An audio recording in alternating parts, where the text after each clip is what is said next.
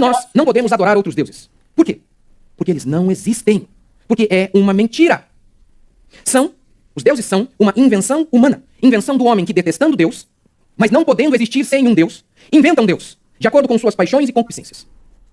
Bem, seja muito bem-vindo ao canal Apostolado Católico. Eu sou o Marterson Castelo Branco. Eu vou aqui fazer um react de um pastor que simplesmente decidiu falar um monte de besteira sobre a Igreja Católica, porém, ele tem o direito, segundo a Constituição, de falar as besteiras que ele quiser. Só que a mesma Constituição também me dá o direito de defender, de fazer o contraponto. Tudo bem? Então eu vou aqui gravar um pequeno comentário sobre a quantidade de asneiras que esse homem vai falar. Vou pedir que você se inscreva no canal, ative as notificações, porque de vez em quando eu posto conteúdo aqui no canal para que mais pessoas também conheçam a apologética católica, conheçam a versão da Igreja Católica sobre aquilo que ela é acusada, difamada dia e noite. Tudo bem? Então, se você gosta de ver alguém defendendo a fé do jeito que a fé tem que ser defendida, se inscreva no canal, ative as notificações e envia para os teus colegas. O ídolo é uma mentira colocada em porque nós não podemos adorar outros deuses. Perceba, ele já começa com um axioma, com uma afirmação que não precisa de ser provada. Não podemos adorar outros deuses. Ele já está querendo deixar subentendido que as esculturas dos santos são deuses. Só que a maioria das pessoas que escutam ele não tem essa capacidade de perceber esse jogo retórico. Ele utiliza-se de uma verdade para tentar inculcar na cabeça das pessoas uma mentira. Por exemplo, ele fala, não podemos adorar outros deuses. Isso é verdade ou é mentira segundo o cristianismo? É uma verdade. Só que depois ele começa a falar das imagens, tentando atrelar os outros deuses às imagens, sendo que nenhum católico acredita que as imagens dos santos são deuses.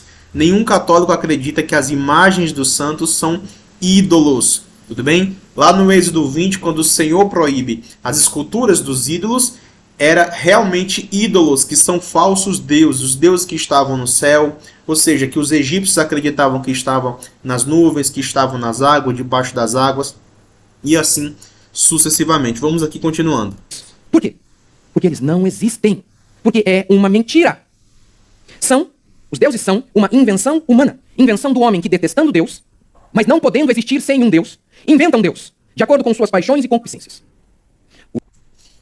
No contexto do egípcio antigo, quando Deus proibia a adoração aos ídolos, não é que eles não existiam, é que eles eram provavelmente demônios. Tudo bem? Não é que eles não existiam. Baal não existia? Bem, o deus Baal, segundo a concepção dos adoradores de Baal, poderia até não existir, mas existia um espírito por trás de Baal. Existia um espírito por trás de Moloque. Entendeu? Existia um espírito por trás daqueles deuses, entre aspas, que eram cultuados no Egito Antigo. E muito provavelmente estamos aqui lidando com demônios. Tá certo? Nem isso o pastor tem capacidade de explicar. O ídolo é uma mentira colocada no lugar de Deus. Primeiro você concebe esse ídolo no seu coração e isso pode, muitas vezes, se materializar por meio de uma imagem. Às vezes não, às vezes o ídolo só está dentro do seu coração e isso não é materializado. Mas via de regra é assim. Primeiro você concebe um ídolo em seu coração, você cria um Deus em seu coração e depois isso é materializado por meio de uma imagem. É verdade. A Igreja Católica, ela é idólatra. Mais do que isso, a Igreja Católica é um ídolo. A Igreja Católica é um ídolo. Eu vou até diminuir aqui a velocidade. Ela é uma mentira que se coloca no lugar de Jesus.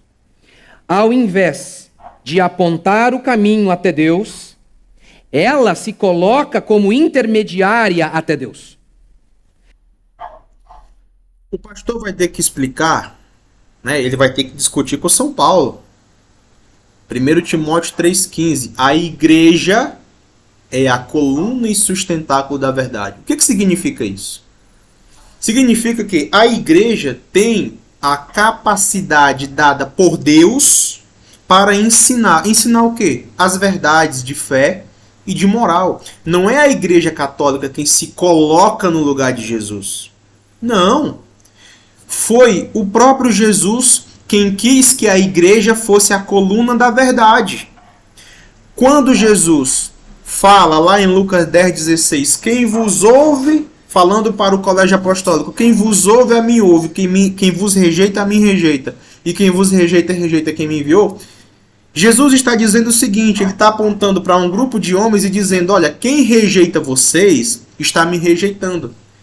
Aí eu vou fazer uma pergunta: foram aqueles homens que se colocaram no lugar de Jesus? Não, foi o próprio Jesus quem quis que eles fossem representantes de Jesus aqui na terra.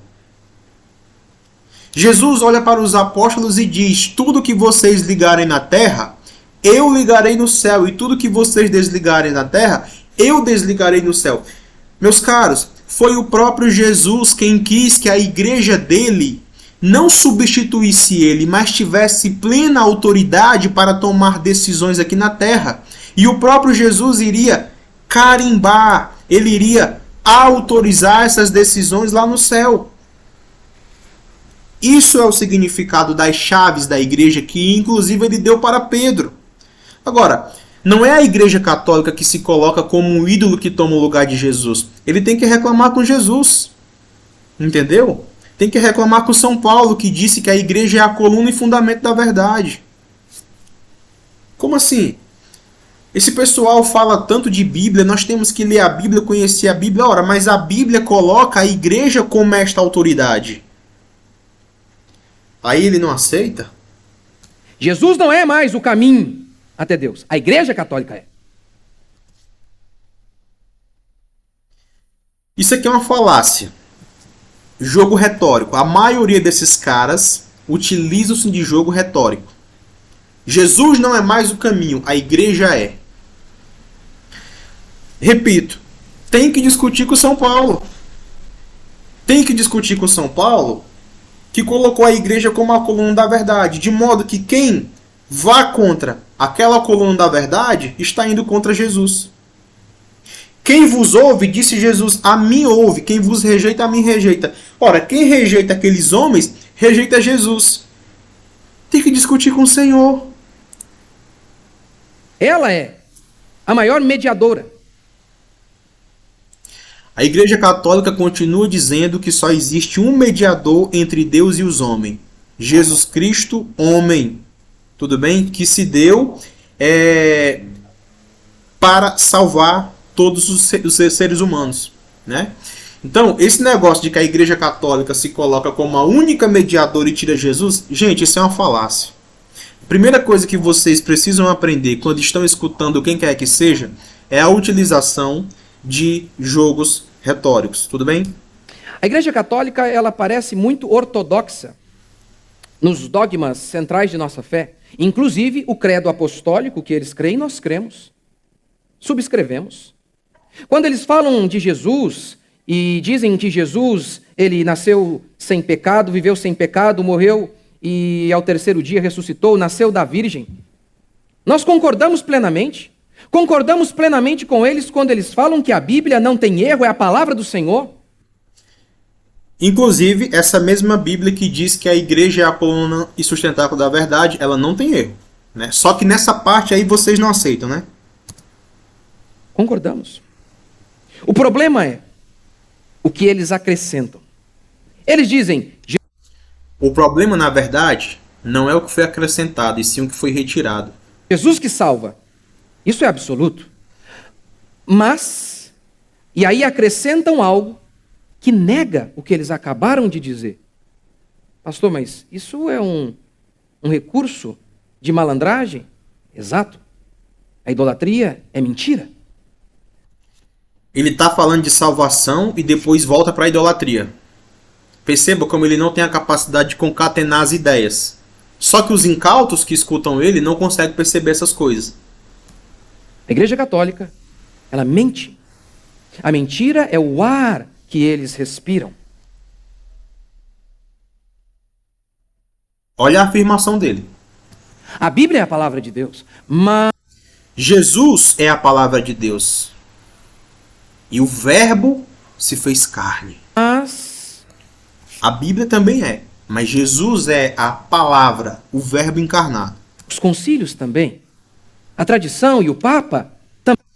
Ninguém diz que o Concílio Vaticano II, o Concílio Vaticano I é a palavra de Deus. Mas a sagrada tradição aquilo que os apóstolos têm a nos ensinar são palavra de Deus. Quer ver? Eu vou aqui abrir a Bíblia. Também. Nós estamos aqui em 2 Tessalonicenses 2,15. Então, irmãos, estai firmes e retende, ou seja, guardai as tradições que foram ensinadas, seja por palavra, seja por epístola nossa. O que é isso aqui? É a tradição apostólica, é a sagrada tradição, que ele critica, mas que o apóstolo Paulo manda guardar. Daí então, surge a reforma protestante e os seus 5 solas. Está vendo? Sola, somente. Somente a Escritura. É curioso esse negócio de somente a Escritura, sem uma autoridade externa à Escritura. Por quê? Porque a Escritura sozinha, ela não consegue sequer definir quais são os 27 livros do Novo Testamento. É curioso você dizer só a Escritura quando você pega 2 Tessalonicenses 2,15 e o apóstolo está dizendo: então, irmãos, estais firmes e guardai as tradições que foram ensinadas, seja por palavra. É complicado eu acreditar só no que está escrito quando a Escritura ela manda eu acreditar naquilo que foi transmitido oralmente. Aí eu fico naquele dilema. Eu tenho que acreditar em quem? Na Escritura ou num pastor que chegou 2000 anos depois tentando inventar a roda? Somente a fé, somente a Deus a glória, somente a graça, somente Cristo. Porque somente. Essa é a acusação que nós protestantes fazemos. Eles acrescentam tantas coisas que negam a essência da fé cristã. Por isso são uma igreja apóstata. Como declara Apocalipse capítulo 22, maldito aquele que acrescenta algo à palavra do Senhor. Essa é a essência da igreja. O livro do Apocalipse está falando tão somente do Apocalipse. Não está falando do resto da Bíblia.